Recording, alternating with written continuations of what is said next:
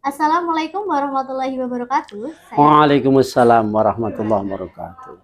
Saya ucapkan selamat pagi, siang, sore, dan malam bagi seluruh penonton setia SPKes, Sosial Politik Podcast, bidang sosial dan politik BMF IPA UNJ 2023. Sebelumnya, izinkan saya memperkenalkan diri terlebih dahulu. Saya Aminul Hidayah, selaku host SPKes pada kali ini. Di bulan Agustus ini kan biasanya diperingati sebagai bulan kemerdekaan ya. Merdeka itu artinya bebas menyampaikan pendapat dan bebas dari segala kekuasaan dari pihak tertentu. Speakcast kali ini akan membawa topik yang berhubungan dengan hak kebebasan berpendapat dengan tema mengulas kebebasan akademik, Imanif jaga privasi mahasiswa. Nah, apa sih hubungan Imanif dengan hak kebebasan berpendapat? Jawabannya akan kita bahas pada podcast kali ini. Sebelum kita masuk ke sesi tanya jawab, izinkan saya memperkenalkan narasumber kita pada kali ini, yaitu Bapak Jaslin Ihsan, MABP PhD. Beliau saat ini menjabat sebagai Wakil Dekan Kemahasiswaan dan Alumni FMIPA UNJ. Oke, sebelumnya bagaimana Bapak kabarnya? Alhamdulillah sehat. Ada gangguan sedikit kesehatan beberapa minggu terakhir, tapi alhamdulillah masih bisa melaksanakan tugas. Alhamdulillah, semoga selalu dalam keadaan sehat nih Pak. Amin. Oke, sebelum kita mulai sesi tanya jawab nih, mungkin bisa tanya kesibukan Bapak nih akhir-akhir ini seperti apa? Sibuk mengajar atau ada agenda lain? Mungkin biar teman-teman penonton bisa tahu kira-kira Bapak ini sedang sibuk ngapain aja sih. Gitu. Saya Pak Jaslin Ihsan dan di FMIPA UNJ saya menjabat sebagai Wakil Dekan bidang akademik kemahasiswaan dan alumni mulai tahun 2023 ini Januari. Sebelumnya saya sebagai Wakil Dekan bidang akademik dan kerjasama. Nah, keseharian tentu sebagai dosen kami melakukan pembelajaran, mengajar, dan juga melakukan tridharma yang lain seperti penelitian dan pengabdian kepada masyarakat. Di samping juga melakukan kegiatan sosial di masyarakat tentu saja. Saya biasa juga membina pengajian di kampung itu. Masya Allah. Ya. Cukup produktif ya Pak. Semoga segala akhirnya diberikan kelancaran. Amin, amin. Alhamdulillah aja. Amin. Mungkin langsung kita masuk ke sesi tanya jawab ya Pak. Monggo. Masuk ke pertanyaan pertama. Tadi kan kita sempat menyinggung terkait kebebasan berpendapat. Menurut Bapak Niko, definisi dari kebebasan berpendapat itu sendiri seperti apa? Jadi pertanyaan yang bagus. Yang namanya kemerdekaan berpendapat itu kita hasil olah pikir itu dapat diungkapkan tanpa tekanan dan tanpa katakanlah batas-batasan yang karena intimidasi atau sesuatu yang mengkhawatirkan mahasiswa itu. Tetapi yang namanya kemerdekaan itu selalu terkait dengan tanggung jawab. Artinya kemerdekaan itu tentu dibatasi oleh norma dan etika yang ada di suatu komunitas. Kalau kita ada di lembaga, misalnya di lembaga FMIPA dan di UNJ, maka kita terikat oleh suatu norma dan aturan yang berlaku di UNJ itu. Jadi ada kebebasan diberikan kepada mahasiswa, silakan ya. Artinya bebas berpendapat, kemudian liberal lah untuk berpikir ya, membuahkan suatu karya apapun yang sifatnya itu memang bertanggung jawab sebagai mahasiswa. Kami sangat bangga pada mahasiswa yang seperti itu. Artinya menunjukkan kedinamisan, dan dinamis itu artinya adalah keberhasilan, kesuksesan, dan kebermanfaatan. Begitu. Jadi walaupun kita memang diberikan kebebasan berpendapat gitu nggih Pak, tapi tetap ada landasan terkait etika dan norma. Oh ya tentu pasti. Karena kalau bebas sebebas-bebasnya tanpa sesuatu kaidah norma etika itu nanti kemudian hasilnya itu tidak jelas.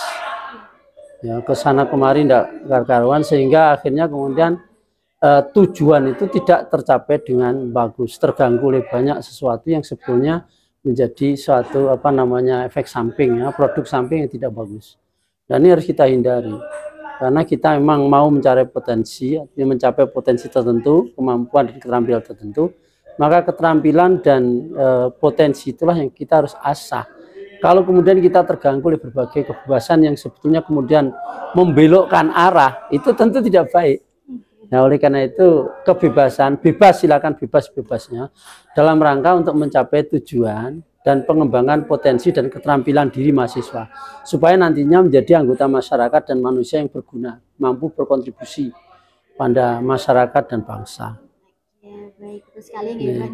Kemudian tuh di akhir-akhir ini Pak sedang ada beberapa tren di sosial media gitu ya Pak. Saya pernah menemukan kalimat ketika Anda memiliki uang, Anda memiliki kuasa.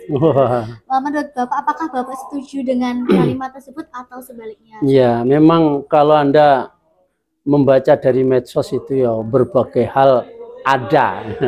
Ada yang negatif, ada yang positif. Tentu itu suatu hal yang biasa. Tetapi itulah justru kita harus tahu ya. Artinya adalah kita harus punya dasar-dasar yang menjadi sesuatu bekal atau modal bagi kita untuk menamai diri, jangan sampai kita terpengaruh pada sesuatu yang kurang baik.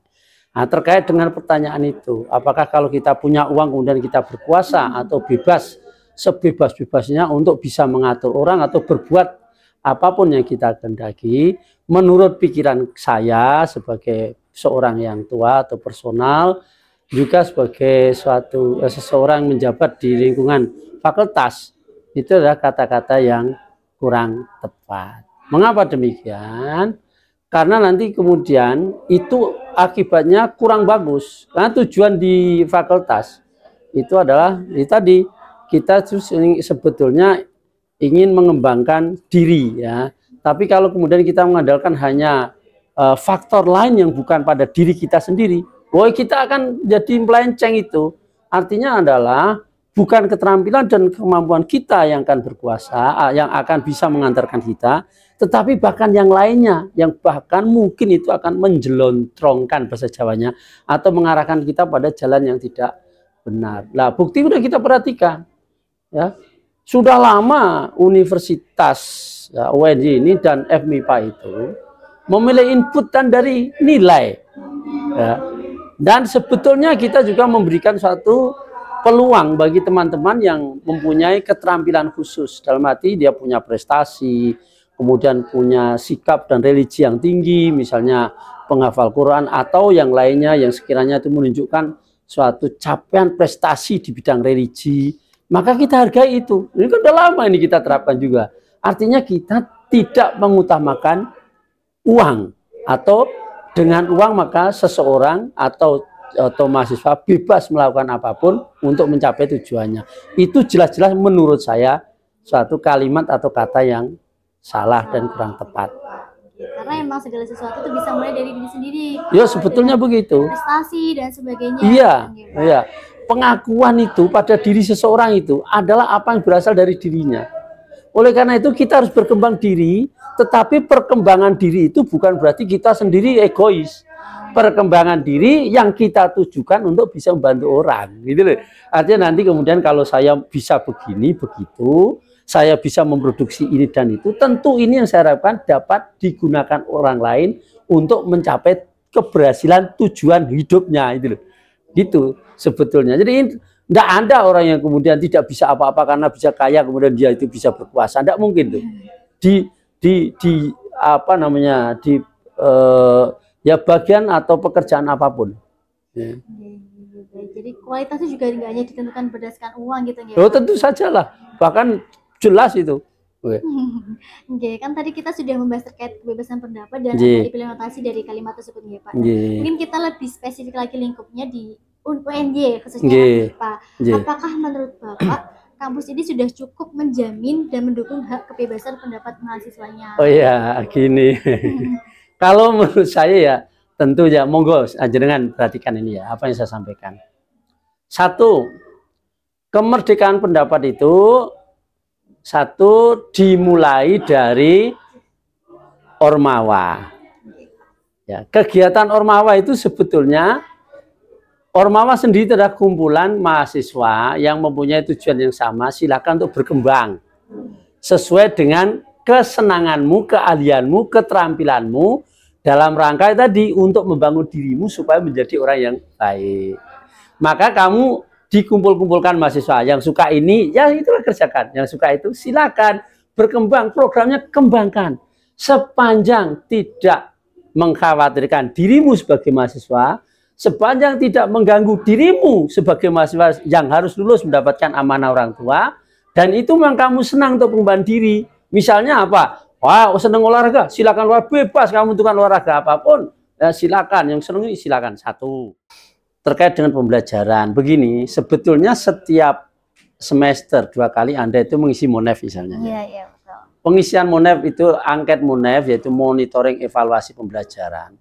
Itu sebetulnya memberikan kebebasan kepada Anda untuk memberikan kritik dan saran proses pembelajaran. Satu contoh, Anda diminta untuk mengisi bagaimana pembelajaran suatu mata kuliah A, mulai dari materinya, kemampuan dosennya, sopan santun dosennya, bagaimana sikap dosen itu, penyampaiannya, bagaimana pemberian tugasnya, bagaimana penilaiannya. Anda diminta untuk jawab. Dan bukan sekedar itu. Hasil dari MONEF ini, itu kan bisa diambil, artinya bisa diakses oleh penjaminan mutu. Ya, unit penjaminan mutu fakultas.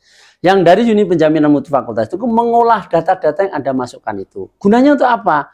Ditulisnya ya Bapak Ibu dosen, berikut adalah masukan mahasiswa pada mata kuliah panjenengan ampuh. Monggo lakukan refleksi dan perbaikan. Semua saya sebagai dosen mendapatkan surat itu di email, sehingga saya membaca saya untuk mata kuliah ini seperti ini, kurang begini kata mahasiswa. Maka saya melakukan refleksi. Nah, itu kebebasan Anda untuk menyampaikan, memberikan kritik kepada Bapak Ibu dosen. Itu yang kedua.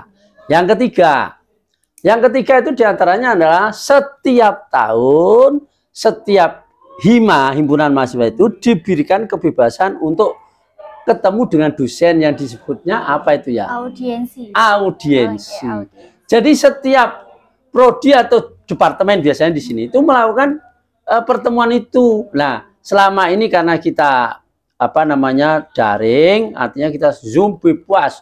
Silakan datang dan silakan mahasiswa mengajukan pertanyaan apapun yang memang ya tentu yang pokoknya sopan dengan etika. Ini yang kami bangga kepada mahasiswa UNY, FMIPA khususnya, karena mempunyai menurut saya etika dan sopan santun yang baik, yang harus dijaga dan ditingkatkan terus, karena beberapa dari Anda juga dalam komunikasinya masih perlu diperbaiki. Itu yang kedua ya, intinya adalah yang ketiga, intinya adalah ada semacam suatu media pertemuan antara mahasiswa dengan semua dosen dan tendik laboran di departemen. Itu yang ketiga. Yang keempat, fakultas pun itu melakukan audiensi kepada semua mahasiswa. Karena jumlahnya banyak dari berbagai angkatan, silakan kemudian bertemu lewat Zoom misalnya atau daring online, kemudian silakan untuk berpendapat, bertanya apapun. Dan kami tidak pernah marah, saya rasa. Ya, bertanya apapun kami jawab sebisa kami, semampu kami untuk mencerahkan. Itu yang kesekian 4. Yang kelima diantaranya adalah bagi teman-teman yang mungkin ada masalah. Ya, artinya masalah itu ya masalah belajar tidak pernah muncul, tidak pernah ini. Kami selalu tegaskan kepada Bapak Ibu pembimbing. Ya, Bapak Ibu PA, Bapak Ibu pembimbing tugas akhir. Silakan beliau-beliau yang bermasalah itu nek bisa tetap ada komunikasi, diingatkan. Bahkan kan setiap tahun kita mengundang orang tua mahasiswa yang bermasalah dengan mahasiswa itu untuk mengemukakan pendapatnya.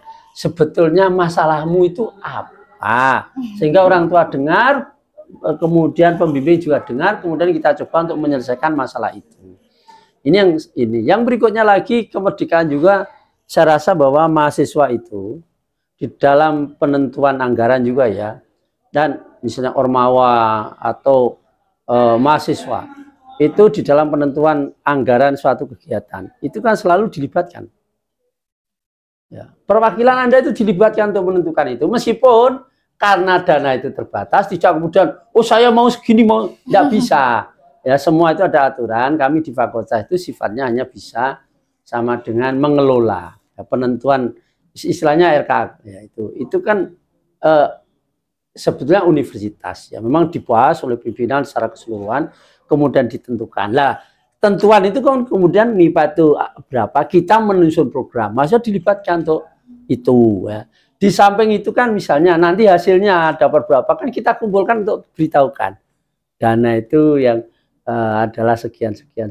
Kemudian silakan untuk bebas menggunakannya secara bertanggung jawab demi kepentingan pengembangan potensi pada keahlian dan bidangmu masing-masing.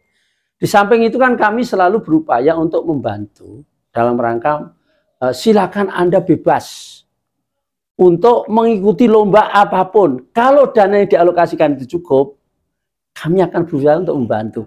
Kebebasan Anda untuk berkembang, berkreasi. Silakan kemana saja. Mau lomba nasional Pak? Oh ya oke silakan. Kami upayakan sepanjang anggarannya tadi alokasikan itu masih ada, mesti kami berikan. Dan kami senang sekali itu. Karena ada mahasiswa yang betul-betul punya niat dan kemauan serta kemampuan untuk mengikuti suatu kompetisi yang nantinya akan memicunya menjadi orang yang orang yang punya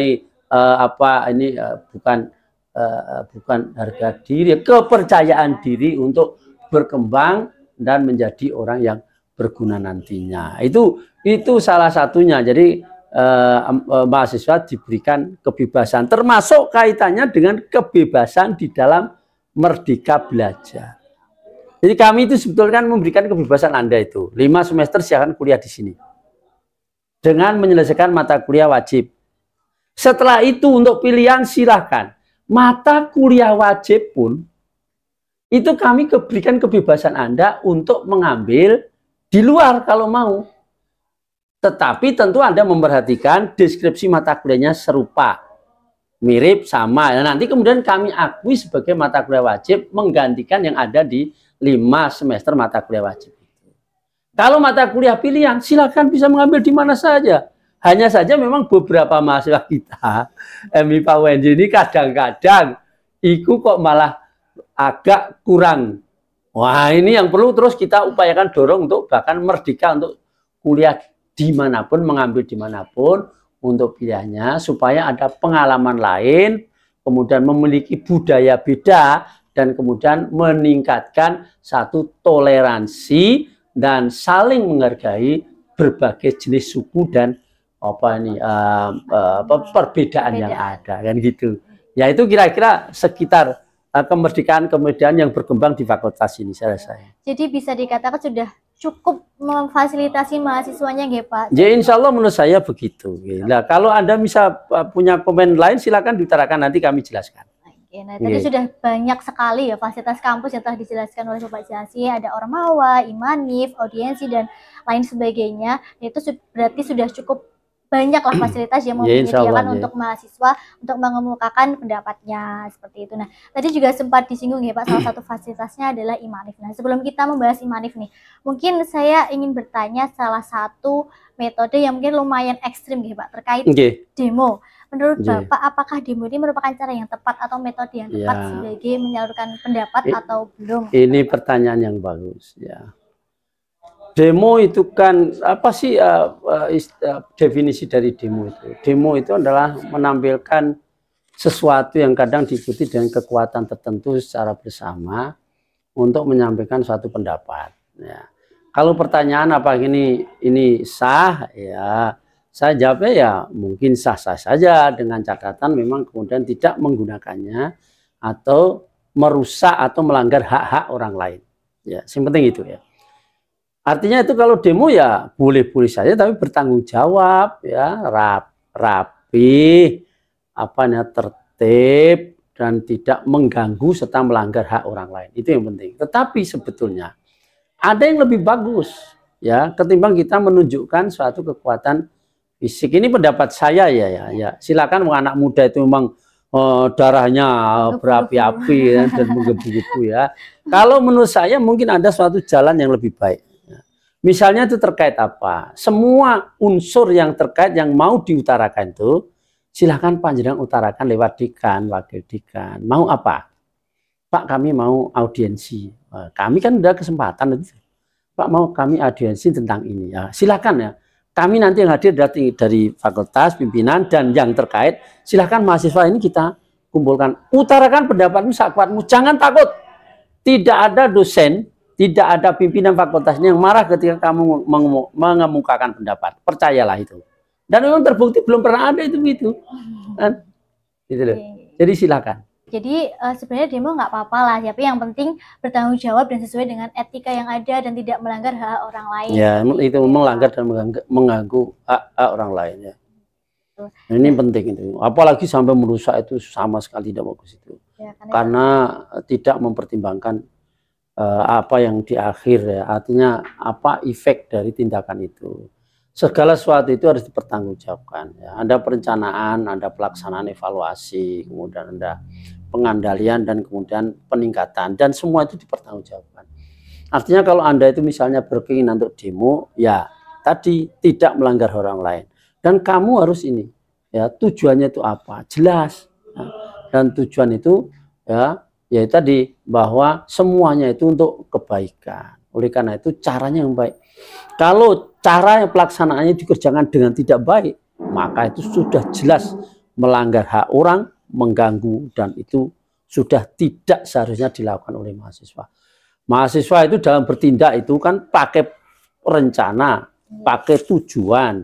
Artinya adalah kalau dia merencanakan sesuatu untuk mencapai tujuan itu. Nah, kalau sudah melakukan sesuatu yang tidak baik, melanggar orang lain atau mengganggu, tentu itu tidak sesuai dengan tujuan. Karena tadi juga sempat disinggung ya Pak terkait imanif nih. Kebetulan akhir-akhir ini kan ada pengisian imanif untuk awal. Iya, memang ini gitu, tanggal 4 kita yang mulai itu. Ya, nah, imanif ini merupakan salah satu fasilitas yang menyediakan untuk mahasiswanya untuk menyampaikan pendapatnya, terutama terkait proses pembelajaran di kelas. Nah, menurut Bapak tuh sebenarnya imanif ini fungsi utamanya itu untuk apa sih Pak? Apakah hanya sebagai bahan evaluasi pembelajaran, penilaian dosen, atau seperti apa? Sesuai dengan namanya, IMONEF, elektronik, MONEF, monitoring dan evaluasi.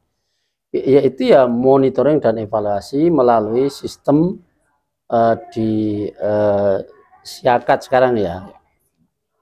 Nah, IMONEF lah intinya. Nah, sesuai dengan nama itu maka MONEF itu digunakan untuk mengevaluasi suatu kegiatan akademik dalam hal ini ya. Jadi setiap kegiatan apapun itu selalu dilakukan MONEF. Apapun kegiatan itu. Jadi suatu kegiatan itu melalui perencanaan, ya, kemudian penetapan program, pelaksanaan, kemudian dievaluasi.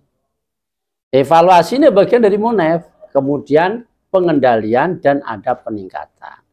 Artinya suatu kegiatan, misalnya pembelajaran itu, ya memang perlu dilakukan suatu monitoring. Monitoring itu adalah kita melihat, kita memperhatikan, melakukan observasi.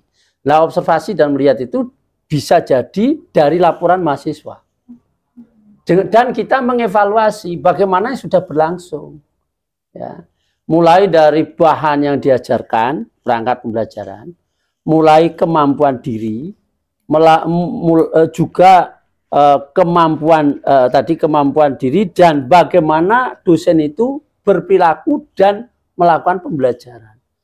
Nah, kalau orang itu kadang-kadang cerita atau mengatakan bahwa dan merasa bahwa saya itu sudah baik, tapi penilaian diri saya sendiri, nah, maka penilaian itu akan bagus jika dilengkapi oleh suatu laporan penilaian dari orang yang berkaitan langsung. Dalam hal ini adalah mahasiswa. Nah, manfaatnya apa? Manfaatnya ya apa yang disampaikan mahasiswa itu menjadi bahan refleksi. Ada yang namanya rapat tinjauan. Dari situ kami itu setiap semester, di akhir semester itu kemudian rapat. Apakah ada sesuatu yang menonjol? Ya, kasus menonjol yang mengganggu proses pembelajaran. Apa itu? Jadi namanya RTM, rapat tinjauan manajemen. Termasuk hasil IMONEF itu sebagai bahan untuk rapat tinjauan manajemen. Manajemen yang dimaksud adalah dekanat, dekan dan wakil dekan, kemudian kepala layanan, sekretaris layanan, dan semua orang yang terlibat, plus korprodi, ketua departemen, kemudian sekdep, dan beberapa orang lain yang terkait di situ, meninjau kembali. Tentu penjaminan mutu saya lupa, jadi penjaminan mutu yang tadi itu sebetulnya dia mengolah datanya. Nah, data dari penjaminan mutu ini kemudian kita apa namanya? Kita analisis sebagai bahan refleksi. Adakah kasus yang menonjol? Kalau rapot hasil tadi sudah disampaikan langsung ke dosennya masing-masing. Tapi kalau hasil rapot itu menonjol, jeleknya menonjol. Misalnya ada nilai yang di bawah 3 kan 4. Kalau 4 itu sangat baik. Ada nilai di bawah 3 rata-ratanya. Kita perhatikan apa komen mahasiswa. Maka yang bersangkutan itu kemudian akan kita lakukan suatu pendekatan supaya ada peningkatan di sana. Sehingga perbaikan, ujung-ujungnya itu sebetulnya kan untuk perbaikan. Karena diajar dengan baik, materinya baik, sesuai dengan kebutuhan mahasiswa, diharapkan hasilnya itu baik. Nah, kalau ada proses dan alat atau bahan atau cara penyampaian yang tidak baik, yang tidak mendukung pada tercapainya suatu tujuan belajar atau profil, maka kita perlu ingatkan, Monef itu tujuannya adalah sebagai bahan bagi kami untuk mengendalikan suatu proses. Jadi sudah dievaluasi, kemudian kita kendalikan tadi. Langsung teguran kepada dosen, mengingatkan dan berdiskusi. Serta juga secara kelembagaan sebagai bahan untuk mengevaluasi apa kekurangan-kekurangan yang perlu kita tutup atau kita tingkatkan. Yang sudah baik kita catat baik-baik, kita akan selalu tingkatkan supaya mahasiswa itu terlayani dengan baik dan nanti kemudian dia lulus dengan baik sesuai dengan target yang telah ditentukan oleh lembaga. Karena setiap lembaga dalam ini adalah fakultas itu punya visi misi. Nah, setiap departemen dan prodi itu punya visi dan misi. Nah, yang itu kita evaluasi terus, termasuk kurikulumnya kita evaluasi, termasuk pembelajarannya di sini, sehingga kemudian Imonef itu merupakan suatu faktor penting dan saya berharap semua mahasiswa mengisi Imonef di sistem, ya, supaya kemudian masukan Anda itu bermakna. Saya khawatirnya itu mahasiswa itu tidak mengisi, kalau begini betul-betul tidak baik. Diberikan kebebasan untuk melakukan kritik tapi tidak menggunakannya. Bahkan kami itu tidak memberikan kesempatan kepada mahasiswa yang tidak memberikan Monef dapat melihat nilainya. Itu tujuannya apa? Kami itu memberikan pembelajaran atau menghimbau kepada semua mahasiswa agar mereka mengisi. Mengapa? Karena supaya keinginan yang ada pada dirinya itu difasilitasi di dalam pembelajaran itu, gitu loh. Itu. Jadi tidak hanya formalitas mengisi saja, ya Pak, tapi juga sudah ada tindakan kelanjutannya, analisis. Oh iya, tentu pendekatan. Itu. Iya, ya, ada RTM itu. RTM itu tinjauan manajemen itu. Lalu apa keputusannya itu? Gitu. Oke, baik. Nah, kemudian untuk pertanyaan selanjutnya nih Pak, apakah kira-kira identitas ataupun data privasi mahasiswa itu terjaga saat mengisi Imanif? Karena saya pernah mendengar rumor nih Pak, tapi belum tentu valid nih Pak Nikit. Ada mahasiswa yang didatangi oleh dosennya karena memberikan nilai yang mungkin nilai 1 atau kurang bagus, ngeten Pak. Kira-kira itu betul atau tidak? Dan kemarin saya sempat membuat fitur di Instagram Pak. Ada yang mengisi ada 11 suara, 2 suara menyatakan yakin, 5 suara kurang yakin, dan 4 itu tidak yakin. Saya jawab ini, bahwa data hasil Monef di sistem itu dapat diakses oleh unit penjaminan mutu, ketuanya dan sekretarisnya dalam rangka untuk dianalisis, termasuk gugus penjamin mutu, ya. Gugus penjamin mutu itu artinya adalah, jadi suatu proses di MIPA ini ada yang menjamin mutunya, ya, ada unit tersendiri yang dia itu katakanlah gampangannya itu analogi seperti polisinya FMIPA. Nah, makanya segala data itu dia bisa akses, tetapi hanya mereka itu. Lah gunanya apa? Ya untuk bahan analisis itu tadi. Lah, kenapa ada yang tahu dan dosen itu mencari? Misalnya, itu karena dosen itu dapat raportnya. Kan apa yang sudah dianalisis oleh penjamu, itu kan diberikan kepada masing-masing dosen. Tujuannya supaya menjadi bahan evaluasi diri. Nah, secara keseluruhan hasil Imonef itu diberikan pimpinan untuk dirapatkan. Rapat tinjauan yang kemudian menjadi suatu kebijakan. Mau apa ini supaya menjadi lebih baik, kan begitu. Lalu terkait dengan apakah itu dijamin? Insya Allah saya menyampaikan, insya Allah dijamin. Yang tahu hanya penjaminan mutu. Penjaminanmu itu sudah sama dengan dijanji. Sama dengan beginilah, kalau Anda itu ada suatu hasil angket itu ya. Terus apakah dijamin? Tidak ada yang tahu. Ada yang meneliti tahu, teman-temannya tahu. Tinggal teman-temannya yang meneliti itu bagaimana? Dia itu sudah sumpah diberikan suatu sama dengan janji. Kamu harus menjaga kerahasiaan ini. Oke. Nah selanjutnya kalau ada pelanggaran, ya sama dengan orang korupsi. Sebetulnya kan tidak boleh, nyatanya dia melakukan. Seperti juga dia dijanji untuk tidak membocorkan. Kalau ada, ya itu lain. Tetapi yang Anda maksudkan itu tadi saya ya tahu. Itu karena dosen itu mendapatkan rapot. Rapot itu maksudnya hasil analisis mengenai dirinya, disampaikan ke dia langsung lewat email. Kemudian dia baca, dia cari, saya mengajar mata kuliahnya ini, berarti orang-orang ini. Dicari satu persatu. Mungkin begitu. Tapi bukan berarti tidak dijamin rahasia ya. Tapi mungkin begitu. Nah ini betul-betul kami menyesal dan kami sudah melakukan peneguran ya secara kelembagaan. Yaitu tadi bahwa apapun yang jadi itu kemudian ada tindakan itu ya. Jadi rapat tinjauan kemudian dilakukan tindakan atasnya jika itu terjadi.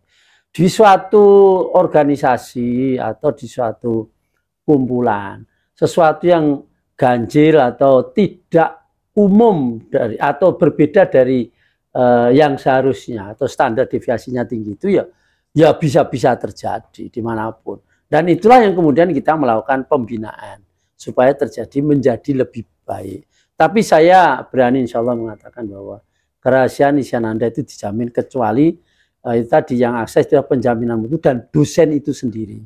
Karena dosen itu sendiri adalah dalam rangka untuk evaluasi dirinya. Tetapi saya juga bingung kok sampai dia tahu siapa yang ngisi.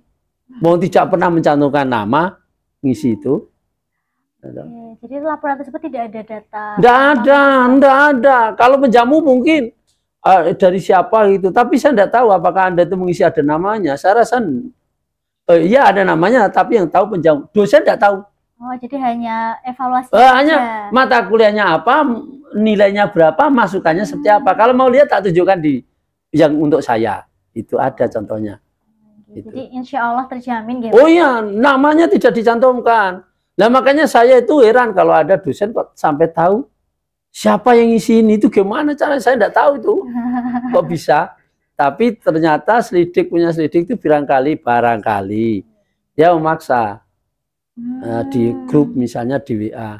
Siapa yang ngaku saja, misalnya begitu. Kira-kira kalau ada kasus tersebut lagi, kira-kira ada hukuman atau sanksi tidak sih Pak untuk? Oh ya, kan semua itu ada proses dan peraturannya. Artinya tentu kita melakukan tindakannya. Artinya kan tadi ada tinjauan manajemen dan kemudian keputusan untuk perbaikan. Ya itu tentu ada ya. Lalu seperti apakah ya mengikuti aturan. Kalau itu misalnya lisan kita undang untuk diskusi. Nah terus bagaimana yang sebenarnya untuk konfirmasi. Lalu kemudian diskusi untuk tindak lanjutnya seperti apa. Kira-kira seperti apa yang akan dilakukan. Dan kalau itu kami sebagai pimpinan merasa atau memutuskan bahwa itu suatu ketidakbenaran atau suatu yang tidak baik, ya tentu kami ingatkan ya, secara langsung. Oke, baik. Untuk pertanyaan selanjutnya seperti tadi sudah terjawab, karena ada satu pertanyaan dari mahasiswa FMIPA bertanya terkait apakah mungkin pengisian Imonef ini berpengaruh terhadap nilai IPK mahasiswa. Tapi karena tadi sudah datanya terjamin dan tidak akan ada kebocoran apapun, jadi insya Allah tidak akan. Ya selain itu kan begini tuh Mbak, bahwa Imonef itu diisi sesudah mata kuliah selesai, nilai sudah dikeluarkan. Artinya ya tentu tidak. Imonef laporannya itu perlu waktu. Nah, laporan itu yang perlu waktu itu baru kemudian analisisnya itu diberikan oleh dosen masing-masing. Tentu nilai itu keluar jauh sebelum raport itu diberikan kepada dosen. Dan dosen itu tidak bisa akses, ini perlu dicatat ya. Yang bisa akses itu adalah penjaminan mutu, penjamin mutu fakultas.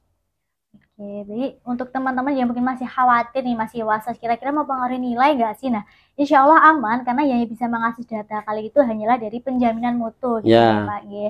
Oke, karena alhamdulillah kita udah sampai di ujung pertanyaan terakhir gitu Pak. Niki mungkin sebelum kita menutup podcast pada kali ini, mungkin Bapak ingin menyampaikan closing statement kepada mahasiswa UNJ khususnya FMIPA. Ya, sebetulnya tidak ada yang penting, tapi kami menunjuk bahwa kami sangat senang ya mahasiswa ya Anda itu mahasiswa FMIPA UNJ itu menurut kami adalah mahasiswa yang termasuk bagus dalam arti secara etika itu cukup bagus yang perlu ditingkatkan.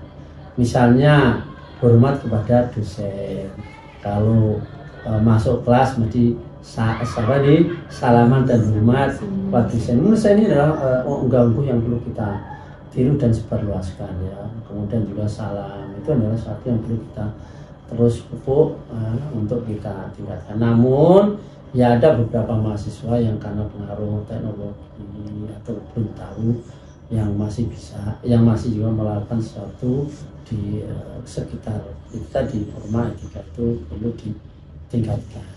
Saya rasa itu wajar. Lalu berikutnya terkait dengan kemerdekaan belajar atau kemerdekaan untuk mengumumkan pendapat, silakan, kami sangat senang kalau ada sesuatu yang sekiranya saudara mahasiswa itu perlu sampaikan kepada kami untuk perbaikan.